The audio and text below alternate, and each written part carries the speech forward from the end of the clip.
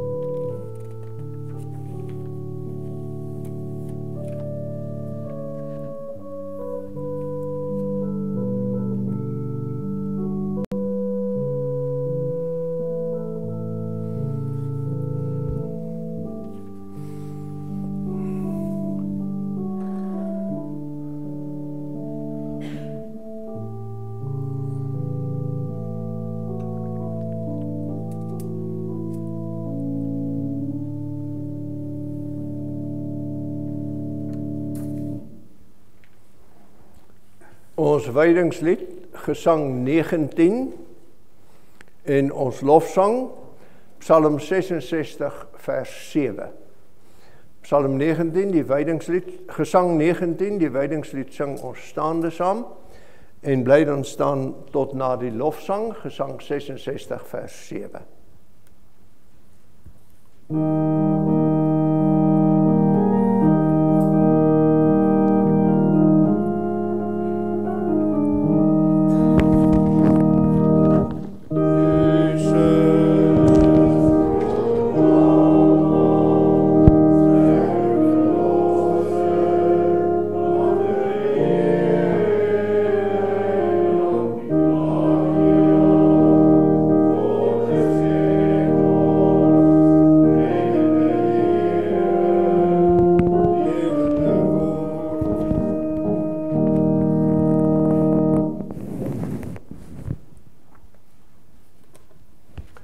Ek kyk op na die berge, waar sal my hulp vandaan kom?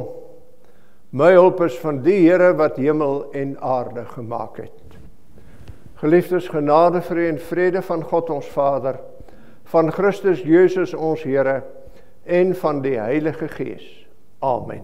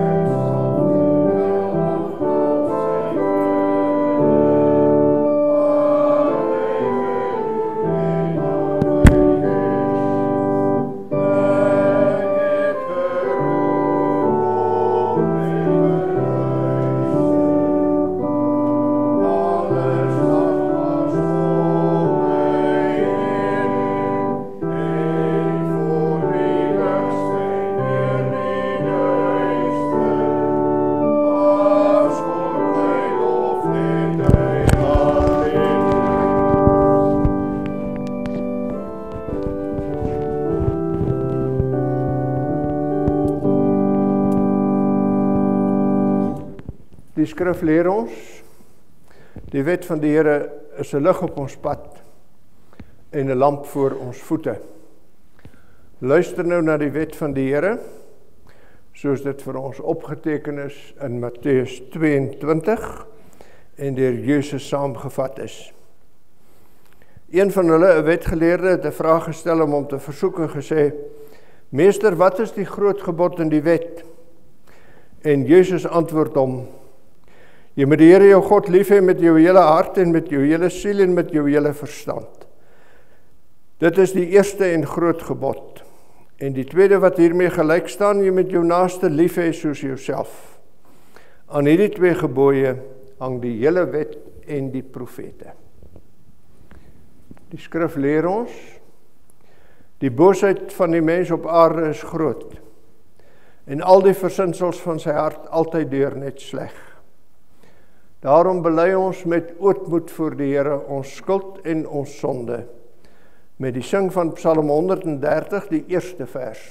Ons sing die tweede beruiming, uit dieptes van my sondes, waar wanhoop my verteer.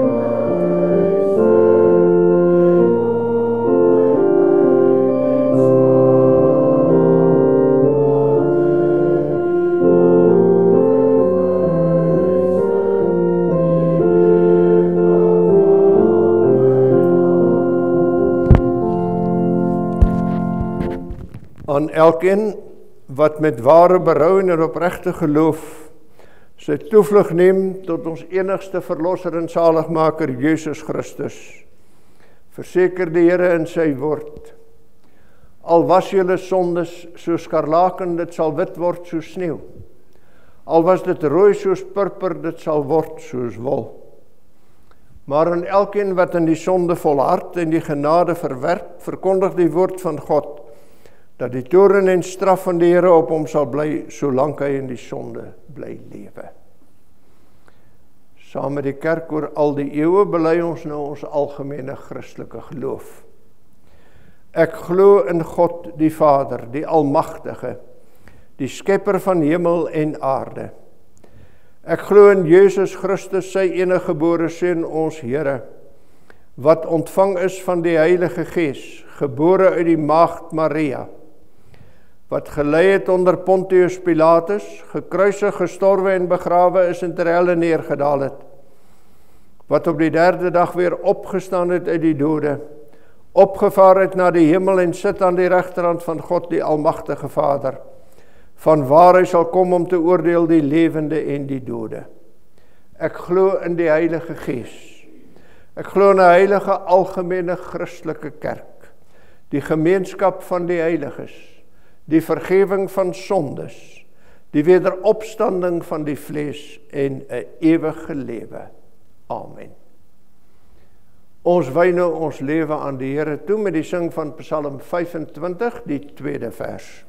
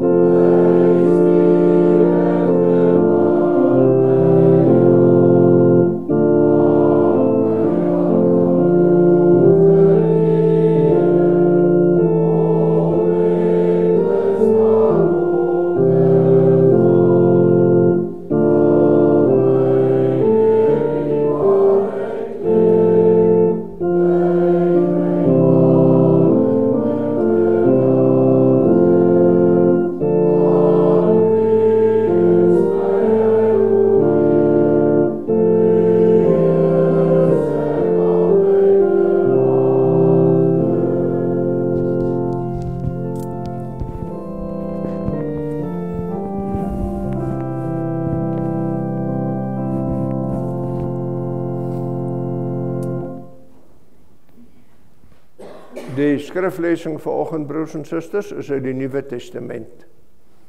Ons lees uit die brief van die apostel Paulus aan die Filippense, die 4de hoofstuk van vers 4 tot by vers 9.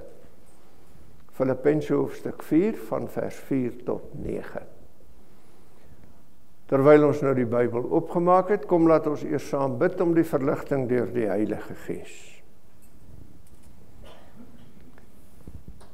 Ons Vader in die hemel, ons kom met ons siele honger en siele dors na U toe. U alleen kan ons honger stil en ons dors les deur die krag van die Heilige Gees, wat ons voed met die woorde van die ewige lewe en verkoop met die verfrissende water van U teenwoordigheid.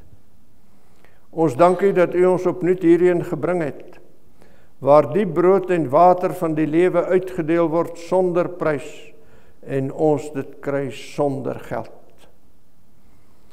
Maar uit onsself kan ons dit nie as voedsel en drank ontvang nie. Daarom bid ons, Here, dat U ons self ontvanklik sal maak en dat U self dit aan ons eie sal laat word. En wanneer ons op 'n besondere manier aan die nagmaaltafel gevoed word met die gebroke liggaam en vergote bloed van ons Here Jesus Christus, laat ons dan opnuut sien en smaak dat U goed is. Verenig ons met Christus Jesus in geloof en in diens. Dit bid ons in sy naam. Amen.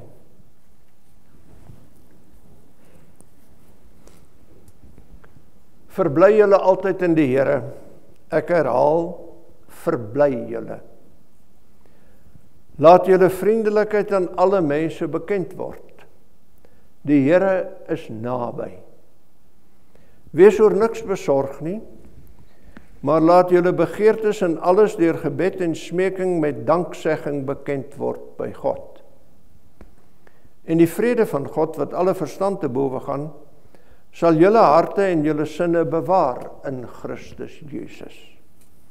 Verder, broers, alles wat waar is, alles wat eerbaar is, alles wat regverdig is, alles wat rein is, alles wat lieflik is, alles wat loflik is, watter deug en watter lof daar ook mag wees, bedink dit. En wat julle geleer en ontvang en gehoor en in my gesien het, doen dit. En die God van vrede sal met julle wees. Dit is die woorde van die Here. Gelukkig is elkeen wat dit hoor en dit sy eie maak. En wat julle geleer en ontvang en gehoor en in my gesien het, doen dit. En die God van vrede sal met julle wees. Die gemeente van die Filippense broers en susters is in 'n bepaalde sin die moedergemeente van almal van Europese afstamming. Dis ons moedergemeente. Dis die eerste gemeente op Europese bodem. Ander gemeentes was in Asië, selfs in Afrika, maar hierdie is die eerste en oudste gemeente wat in Europa gevestig is. 'n Klein gemeentetjie, maar 'n gemeente wat 'n besondere verhouding gehad het met die apostel Paulus. Want toe Paulus in die tronk beland, en dit nie seker is dat hy met sy lewe weer daar sal uitkom nie, was hierdie gemeente die enigste wat hom bygestaan het. Hierdie gemeente het hom versorg. En hierdie gemeente het ook hulle kommer baie duidelik laat blyk, wat sal van die kerk word as Paulus nie meer daar is nie. En die apostel Paulus het hulle geleer. En hy het die evangelie aan hulle meegedeel. En hulle kon dit by hom hoor. En hulle kon dit by hom sien.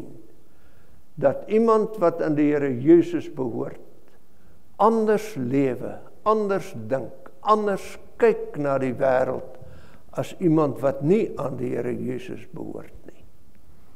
Want terwyl hulle kommer uitspreek oor wat van hom sal word, sê die apostel Paulus, julle moet nie daaroor bekommer wees nie, julle moet die Here daarvoor dank, want hy het op 'n besondere manier 'n deur oopgemaak vir die evangelie. En dit is die belangrike ding, daaroor moet julle bly wees. Hy skryf vir die Filippense, dat hy wat Paulus is, het hierdie evangelie ontvang as die kosbaarste skat. Hy het baie dinge gehad om hom op te beroem, maar alles wat hy gehad het, sy afstamming, sy opvoeding, sy geleerdheid, sy verbondenheid aan die Jodendom as 'n Fariseer, dit alles het hy afgelê. Hy het dit as drek beskou, sê Paulus, om Christus Jesus as wins te verkry. En nou dat hy in Jesus Christus is, nou lewe hy so dat almal kan sien, hy behoort aan die Here. Sê, en ek doen dit omdat ek my uitstrek na wat voor is. Die Here Jesus het my gegryp. Hy het my syne gemaak. En nou lê ek my met alles wat ek het daarop toe, om sy gawes en skatte vir my toe te eien. So nie dat ek dit al gekry het nie, maar ek werk en ek ywer en ek lê my daarop toe dat ek dit sal kry. Nie dat ek dit al verkry het of volmaak is nie, maar ek jaag daarna of ek dit ook kan gryp, omdat ek deur Jesus gegryp is. En dis wat hierdie Filippense by Paulus geleer het, dis die evangelie wat hulle ontvang het, dis wat hulle gehoor het, en dis wat hulle aan hom sien. Hierdie mens, verlore in die sonde, vervolger van die kerk, is deur Jesus Christus begenadig. En die genade was nie te vergeefs nie. Hy het sy hele lewe in die hande van die Here Jesus gewerp. En nou leef hy vir Christus. En daarom sê Paulus vir hierdie gemeente, as hulle nou bekommerd is oor hom, die bekommernis moet nie hulle lewe versuur nie. Inteendeel, daar is geen omstandighede ooit wat 'n mens so neerslagtig hoef te maak, dat jou lewe een bitterheid word nie. Iemand wat deur die Here Jesus gegryp is, wat aan hom behoort, leef met blydskap, leef met werklike vreugde in die wêreld. Verbly julle altyd in die Here. Ek herhaal, verbly julle. Want watter omstandighede is daar, broers en susters, waar ons nou kan sê, die Here is nie by ons nie. God is nie met ons nie. Watter omstandighede is daar wat ons van die liefde van Christus kan skei? Natuurlik geen, niks. Daarom as gelowiges selfs by die laaste afskeid 'n geliefde in die graf neerlê, is daar trane, daar's droefheid, daar's hartseer oor die een wat gesterf het. Maar meer as die hartseer is die vreugdevolle wete dat as dit 'n broer en suster in die Here Jesus was wat gesterf het, dit 'n deurgang was na die lewe, dat hy nou deel in die heerlikheid. Daarom kan ons ook by 'n graf in die Here Jesus verheerlik, wat ons vernederde liggaam aan sy verheerlikte liggaam gelyk maak, wat ons by hom neem in ewigheid. En omdat dit so is, loop gelowiges nie met lang gesigte in die wêreld rond nie. Ons is nie mense wat oppervlakkige plesier soek en oppervlakkig probeer om vrolik te wees nie. Maar ons is mense wat ook nie met 'n lang gesig, met bitterheid, met neerslagtigheid in die wêreld loop en ons betreur elke omstandigheid rondom ons nie. Inteendeel, ons kan vriendelik wees. Mense kan van ons sien dat ons aan die Here behoort. Dat ons 'n vriend het wat ons aan die hand neem. En hierdie vriend is Jesus Christus. En hy loop saam met ons deur die wêreld. En daarom kan ons met blydskap lewe, kan ons vriendelik wees. Ons gesigte kan altyd straal, want ons is die Here se. En so is dit ook vir Paulus. Hy sê, as jy dit nou weet, dan hoef jy jou oor niks besorg en bekommer te maak nie. Jy kan vriendelik wees, jy kan met 'n stralende gesig deur die wêreld gaan, met 'n lied in die hart en 'n huppel in die stap, want die Here is naby. Die Here is naby. Wat Paulus presies mee bedoel, is nie altyd duidelik nie, broers en susters, of hy daarmee bedoel, ons lewe naby aan die wederkoms, en daarom hoef ons nou nie te bekommer en besorg te maak oor al die omstandighede van die wêreld nie. Dis moontlik, dis ook waar. Hierdie wêreld gaan verby. Hierdie wêreld het geen blywende waarde nie. Maar die Here Jesus kom. En as hy kom, bring hy die nuwe hemel en die nuwe aarde. En dis waar ons gaan tuiswees. Dis ons bestemming. Daarom hoef ons nie met lang gesigte deur hierdie wêreld te loop nie. Al is dit 'n woestynpad, maak die bestemming ons lewe vol blydskap. Maar Paulus kan ook daarmee bedoel, die Here is naby. Naby jou. God met ons. In jou hart, in jou lewe. Sy hand is daar om jou net te vat. En waar die Here naby jou is, daar hoef jy jou oor niks bekommerd en besorg te maak nie. Trouwens, hy is so naby, dat jy net jou mond hoef oop te maak. Wees oor niks besorg nie, maar laat julle begeertes en alles deur gebed en smeking met danksegging bekend word by God. As die Here Jesus so naby jou is, in die grootste oomblikke van spanning en krisis, maak jy jou mond oop. Maak jy dit aan die Here bekend. Sit jy jou lewe en jou hand en jou krisis in sy hande. En dan verdwyn die spanning. Dan kan jy weer lewe met vriendelikheid, met 'n stralende gesig, met blydskap in die Here. Want hy is my voorspraak by God. Hy is die een wat vir my intree by God. Hy is die een wat my lewe in sy hande hou, onder alle omstandighede. En as ons so lewe, dan sê Paulus, sal die vrede van God wat alle verstand te bowe gaan, julle harte en julle sinne bewaar in Christus Jesus. As jy jou verbly in die Here Jesus, as die geloof aan jou die vreugde gee, dat ek die Here sin is, en dat ek 'n oorwinnaar is oor al die ellendes van die wêreld, dat ek hier in die liefde van Christus lewe, dan kom daar harmonie. Die woord vrede beteken nie net dat daar nou nie oorlog is nie. Natuurlik is daar nog steeds stryd. Stryd tussen ons en die booste, stryd met die versoekinge wat op ons pad kom, stryd met die verkeerde dinge in die wêreld. Maar die vrede beteken dat daar harmonie is, dat ons dit kan hanteer, want ons lewe in die hande van God. En wanneer ons in die hande van God lewe, dan is ons saam met hom stryders teen die sonde.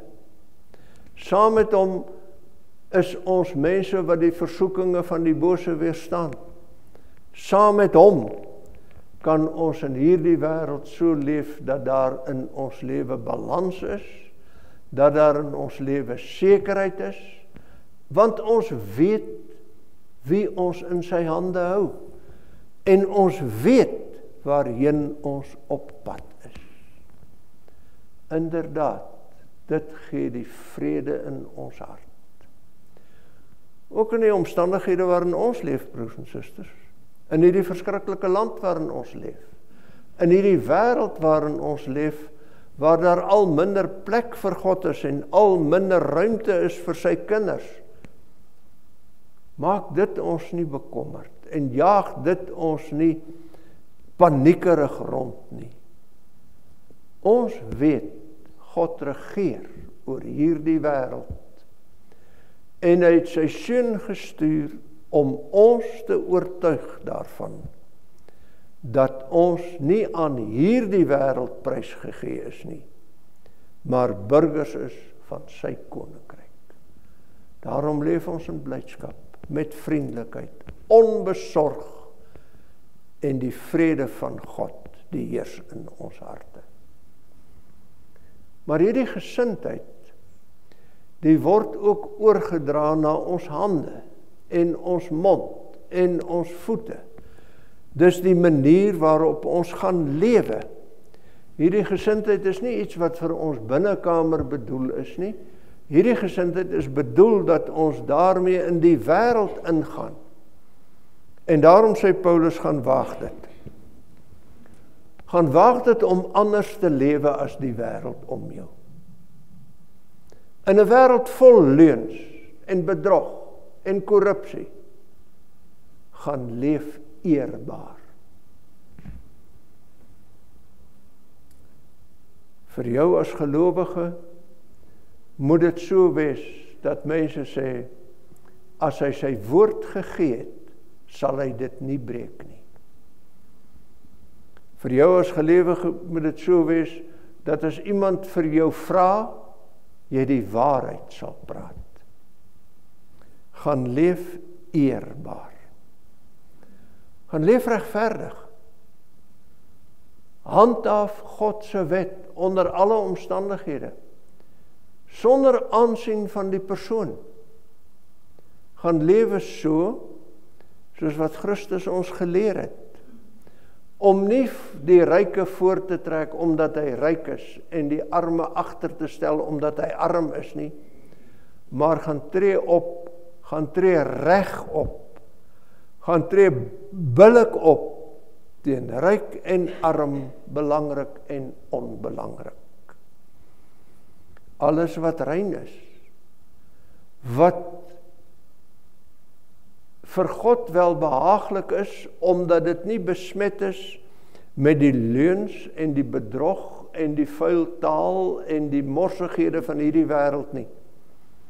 Wat voor God kan staan omdat dit skoon en goed is. Gaan jaag dit na. Gaan jaag dit na in jou verhoudinge met die teenoorgestelde geslag. Gaan jaag dit na in jou taalgebruik. Gaan jaag dit na in jou optrede wanneer jy die koerant lees of op die televisie kyk. Gaan soek wat rein en skoon is. Alles wat lieflik is, alles wat mooi is, gaan soek dit. Is dit nie 'n merkwaardige ding, broers en susters, dat ons jong mense deesdae hulle identiteit probeer vind in monsters en dinosourusse en buiteruimtelike afskuwelikhede en in bendes en sulke vreemde dinge nie. Dis asof ons vergeet het van die skoonheid waarmee God skep. En dat die skoonheid deel is van God se wese. En daarom jaag ons die skoonheid na, dit wat mooi is en reg is. En daarin vind ons identiteit. Daarom, om dit nou maar baie prakties te maak, gaan trek ek netjies aan. Daarom versorg ek my liggaam. Daarom gaan doen ek nie so dat ek lyk of iemand my met 'n nat koerant geslaan het nie. Ek jaag die skoonheid na. En as ons so lewe, watter deug en watter lof daar ook mag wees, bedink dit. As ons so lewe, dan leef ons 'n ander kwaliteit lewe. Dan word dit duidelik, ons leef in die blydskap van die geloof. Ons leef met die vreugde daarvan dat ons die Here se is. Ons leef in die sekerheid daarvan, hy het sy hand om ons gevou. Ons lewe as mense wat die Vader ken. en in die geselskap en in die gemeenskap met die Vader optree. En as julle dit doen, sê Paulus, alles wat julle by my geleer en ontvang en gehoor en in my gesien het, hoe dat ek hierdie deugde nagejaag het, hoe dat ek my uitstrek daarna om dit in die hande te kry, as julle dit doen, sal die God van vrede met julle wees. Dan sal die God van vrede met julle wees. As 'n mens die pad van God loop, broers en susters, dan loop God saam met jou op daardie pad. En dis die wonder van ons lewe. Waag dit om die pad van God te loop en ervaar dat God met jou op jou pad loop. Dis die werklikheid van ons bestaan. Hier by die nagmaal word ons opnuut daarvan verseker dat ons Here Jesus Christus homself vir ons gegee het, sodat ons God se pad kan leer ken. Sodat ons verlos is van die sonde, geheilig is, gereinig is, kinders van God geword het, op die pad na die ewige lewe geplaas is. Daarom hoef ons nie meer vrees te hê vir sonde en dood nie. Hy het oorwin, hy is koning. Maar ons kan waag om met hom te lewe.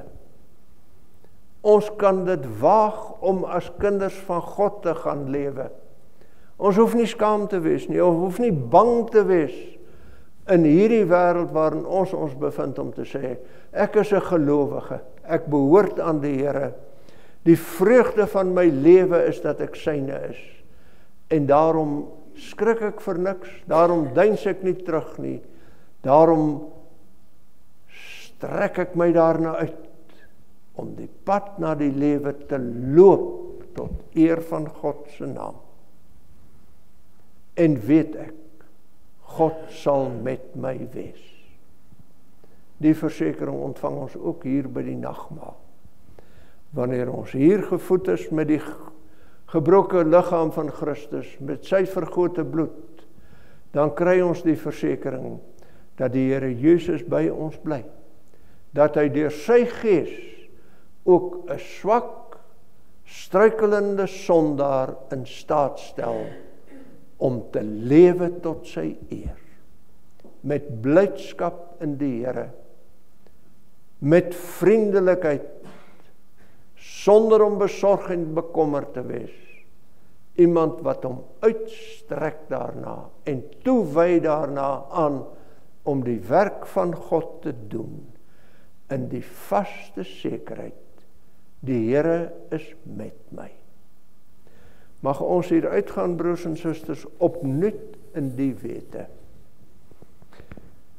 Wie die pad van die Here loop, die Here loop saam met hom. Amen.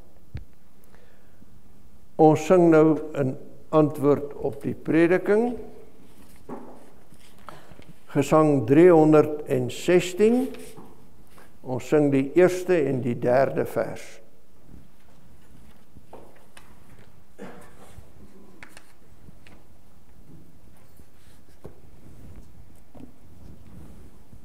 Wow.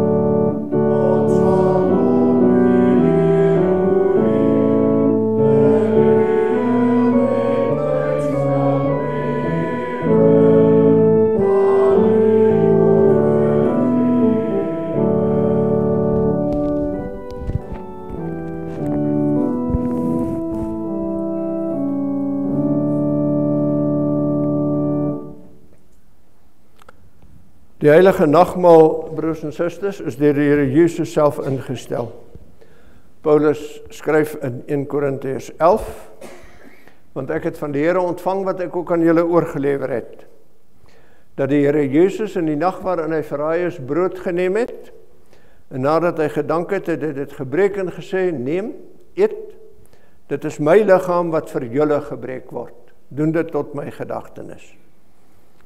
Net so ook die beker na die ete met die woorde, hierdie beker is die Nuwe Testament in my bloed, doen dit so dikwels as julle daaruit drink, tot my gedagtenis.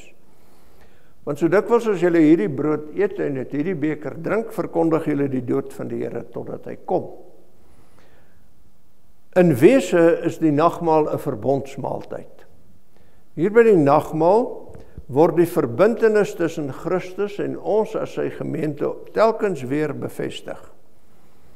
As 'n verbondsmaaltyd het dit die volgende betekenisse. Dit is 'n gedagtenismaaltyd. Die Here het by die instelling daarvan gesê, doen dit tot my gedagtenis. By die gebruik van die brood en wyn, roep ons die hele lydensweg van Jesus Christus voor die Gees. Ons dink daaraan hoe hy sy lewe gegee het, hoe hy die lydensbeker leeg gedrink het, hoe hy van God verlate was en uitgeroep het, my God, waarom het u my verlaat? Sodat ons nooit deur God verlaat sou word nie. En hoe hy soos in 'n koringkorrel in die grond geval en gesterf het. Die nagmaal is ook 'n waarborg. So seker as wat hierdie brood voor ons oë gebreek en hierdie beker aan ons gegee word, en ons dit met die mond eet en drink, net so seker het ons deel aan Christus, het ons saam met hom gesterwe en saam met hom opgestaan. Deur die gebruik van die nagmaal waarborg hy seisoenverdienste vir ons so volledig, asof ons self voor God gestaan het, self die straf vir die sonde gedra het, self daarvoor gesterf en opgestaan het, self ons geregtigheid voor God verwerf het. Christus sê immers, dit is my liggaam en dit is my bloed. Die sekerheid wat die nagmaal as waarborg ons gee, is nie gegrond op ons eie gevoelens of stemminge nie, maar op die tekens uit die hand van die Here. Dit is in die Here self gewaarborg. Die nagmaal is 'n gemeenskapsmaaltyd. In die nagmaal vier ons die gemeenskap met die Here Jesus en met mekaar. Die nagmaal verbind ons met sy dood en help ons om in gemeenskap met hom te lewe. Deur die Heilige Gees is Christus self hier in die nagmaal by ons teenwoordig. Verder word ons ook deur die Gees met mekaar as lede van een liggaam in broederlike liefde verbind.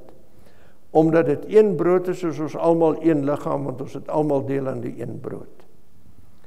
Die nagmaal is 'n verwagtingsmaaltyd. Ons verkondig by die nagmaal ons toekomsverwagting. Ons het in die feesmaal die versekering dat die Here Jesus een met ons is. En tog sien ons as sy bruidkerk uit na sy wederkoms.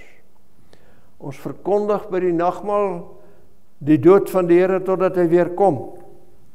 Maar ons verkondig ook in die nagmaal die verlange van die gemeente as bruid van Christus na die bruilofsmaaltyd van die lam. Die nagmaal is 'n vreugdefees. In die nagmaal spreek die tekens van brood en wyn wel van die lyding en sterwe van Christus. En tog staan ons nagmaalsviering nie in die teken van trou en roefheid nie. Dis 'n vreugdefees. Want die Heiland bevestig hier self op 'n besondere wyse die vrugte van sy lyde, sterwe en opstanding aan ons as sy gemeente. En dit is daarom ook 'n dankbaarheidsmaaltyd. By die gebruik van hierdie tekens dank ons Christus met ons hele wese.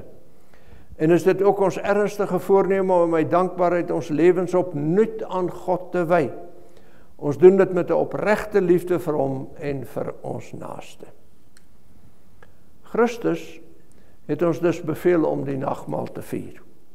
Wanneer ons dit doen, verseker die Heilige Gees ons van twee uitsonderlike waarhede.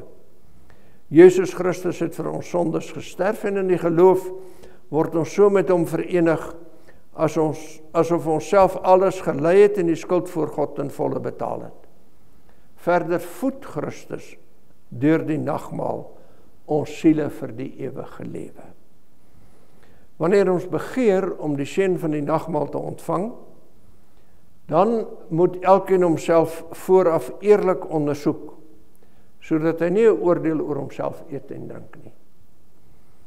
Ons word opgeroep om ernstig na te dink oor alle sondes wat ons met gedagtes, woorde of dade gedoen het. Daar is ook sondes van versuim, waar ons nagelaat het om die wil van die Here te doen. Hierdie selfondersoek moet ons bring tot ernstige berou voor die Here. Ons moet ook opreg en ernstig nadink oor ons geloof. Ons moet opreg glo dat al ons sondes op grond van die soenverdienste van Christus vergewe is, en dat hy alle sondes wat nog teen ons sin en ons oorgebly het met sy lyding en sterwe sal bedek. Daarby moet ons ook ernstig voortneem om voortaan met ons hele lewe dankbaarheid aan die Here te bewys, deur in ware liefde tot hom en ons naaste te lewe. By ons moet 'n ernstige begeerte wees dat die Here ons geloof by hierdie nagmaal sal versterk. Mag die almagtige, barmhartige God en Vader van ons Here Jesus Christus deur sy Heilige Gees dit alles in ons werk. Amen.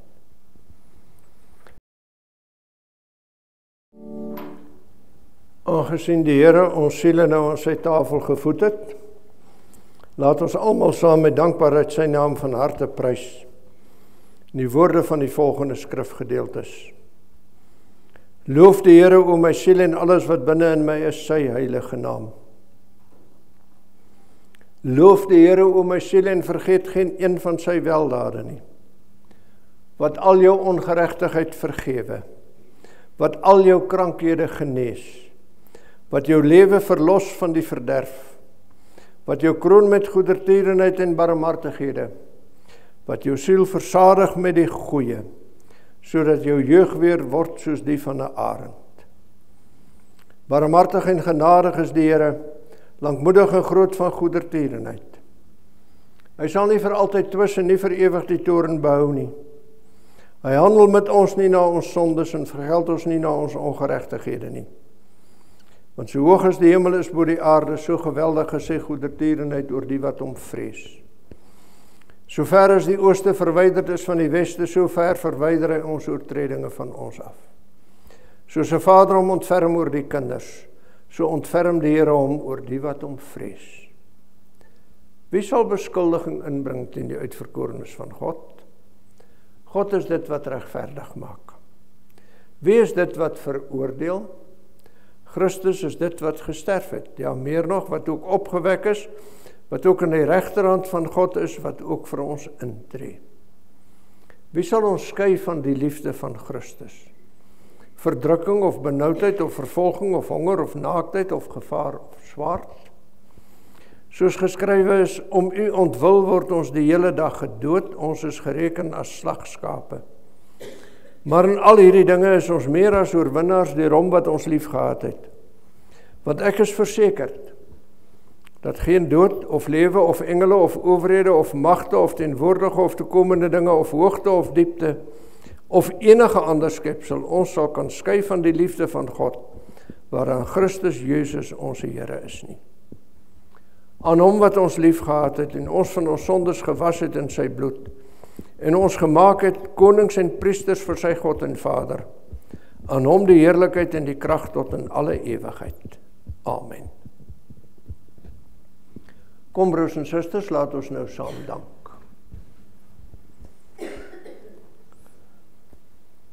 Barmhartige God en Vader, ons loof en prys u, dat u uit genade u seun as middelaar aan ons geskenk het.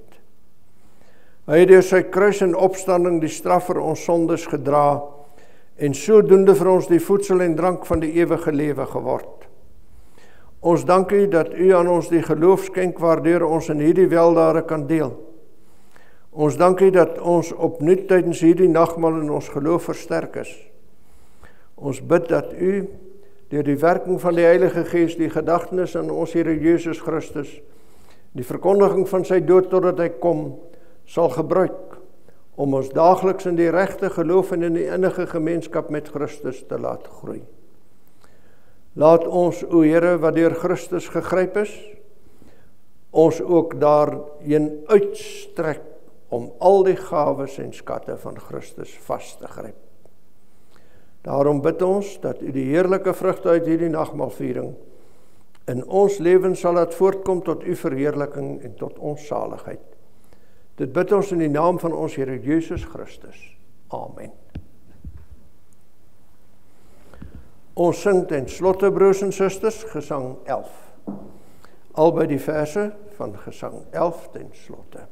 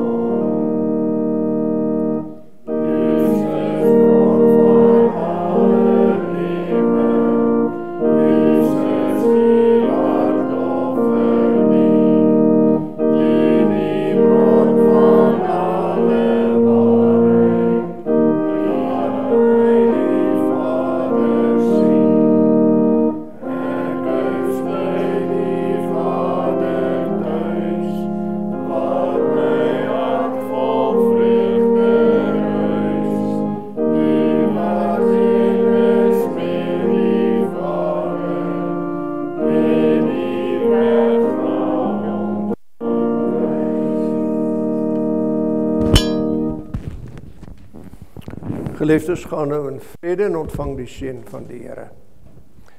Die genade van ons Here Jesus Christus, die liefde van God ons Vader, die gemeenskap van die Heilige Gees, sal by u almal bly. Amen.